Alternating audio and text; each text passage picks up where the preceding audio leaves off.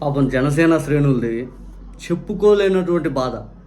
గెలిచేదాకా పవన్ కళ్యాణ్ గారు అర్థిస్తున్నాను అనే డైలాగులు, గెలిచాక వాళ్ళని పట్టించుకోకపోవటం వాళ్ళ బాధ వర్ణనాతీతం. అసలు నాగబాబు గారికి అయితే కనీసం సమస్యలు ఏదైనా జనసేన కార్యకర్తలు, జనసేన సంబంధించినటువంటి అభిమానులు ఎవరైనా చెప్పాలనుకుంటున్నా కానీ వినటానికి కూడా ఇష్టపడ్డారు. ఆ మధ్య విశాఖపట్నం కార్పొరేటర్, సార్ మాకు గౌరవం దక్కట్లేదు సార్, మాకు కనీసం గుర్తింపుని ఇవ్వండి సార్, ఐదంటే ఏం కావాలి, గౌరవం అంటే ఏం కావాలి, అది ఇది అని చెప్పి అడిగిన కార్యకర్తను తెగదిట్టేశాడు ఆయన కార్పొరేటర్ భర్త అందరి ముందే. ఆ వీడియో పెద్ద ఎత్తున వైరల్ అయిపోయింది. ఈరోజు నాగబాబు గారు పిఠాపురంలో పర్యటించారు.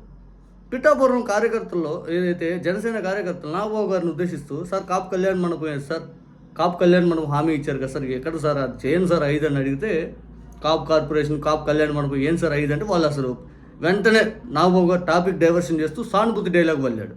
పవన్ కళ్యాణ్ గారి ఆరోగ్యం వైపు మళ్ళీ ఇచ్చాడు. ఒకసారి చూడండి నాగబాబు గారు ఏమన్నారు అక్కడ. నాగబాబు గారు రాజకీయం నేర్చుకున్నాడబ్బా. ఈ టాపిక్ డైవర్షన్లు, ఈ విధానాలని ఏదైనా చంద్రబాబు నాయుడు గారితో తిరిగి మొత్తం నేర్చేసుకున్నట్టున్నాడు.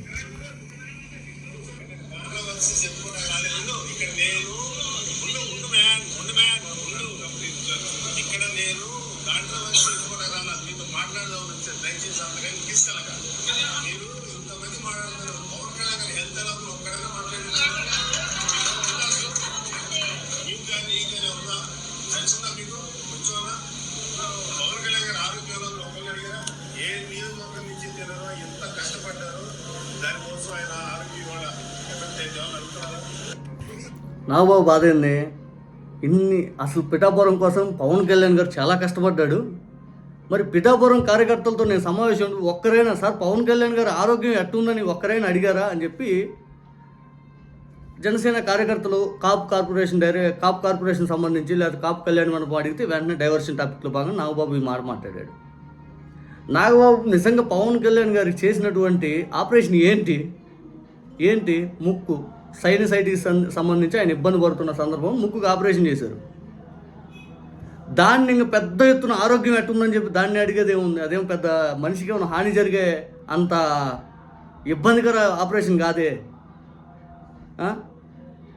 దాంట్లో ఏమున్నాడా సరే, ఆయన అభిమానంగా ఉండేవాళ్ళు ఎవరైనా ఎట్టుందని అడగలేదని బాధపడటం తప్పలేదు, కానీ అడగలేదు అని చెప్పి ఆ పరిస్థితి ఎందుకు వచ్చింది. జనసేన కార్యకర్తలు ఆయన ఆరోగ్యం కూడా పట్టించుకోలేనంత సమస్యలతో బాధపడుతున్నారు. నువ్వెందుకు చూట్ల పవన్ కళ్యాణ్ గారి ఆరోగ్యం కూడా పట్టనటువంటి కార్యకర్తలు అంత ఆగ్రహంతో ఉన్నారని చెప్పి వాళ్ళని పూర్తి స్థాయిలో ఏ విధంగా మంచి చేయాలి, మేము ఇట్లా అండగా ఉంటామని చెప్పి మీరెందుకు వాళ్ళ హామీలు ఇంకా ఏదైతే ఇచ్చిన హామీలు నిలబెట్టుకుంటామని ఎందుకు మాట ఇవ్వలేకపోతున్నారు.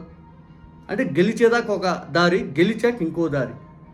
నిజంగా కార్యకర్తలతోటి వాళ్ళ సమస్యలు చూస్తుంటే ముందు మా పరిస్థితి చూడు, మా ఆరోగ్య సంగతి చూడు అని అడుగుతుంటే ఇంకేమనాలి.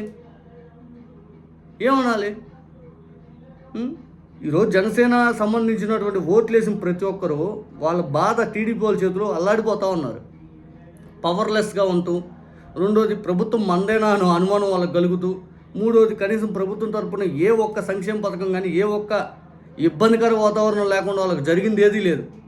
పేరుకి అధికారం అనేది వచ్చింది, ఆ అధికారం పవన్ కళ్యాణ్ గారికి ఒక హెలికాప్టర్, ఒక స్పెషల్ ఫ్లైట్, ఇంతకు మించి జన సైనికులకి ఏం వరగల. నాగబాబు గారికి మాత్రం ఎమ్మెల్సీ వచ్చిందిలేండి, అడిషనల్గా ఒక్కటేదో గిఫ్ట్కి ఇచ్చినట్టు. అంతకుమించి ఏమైనా చేశారా?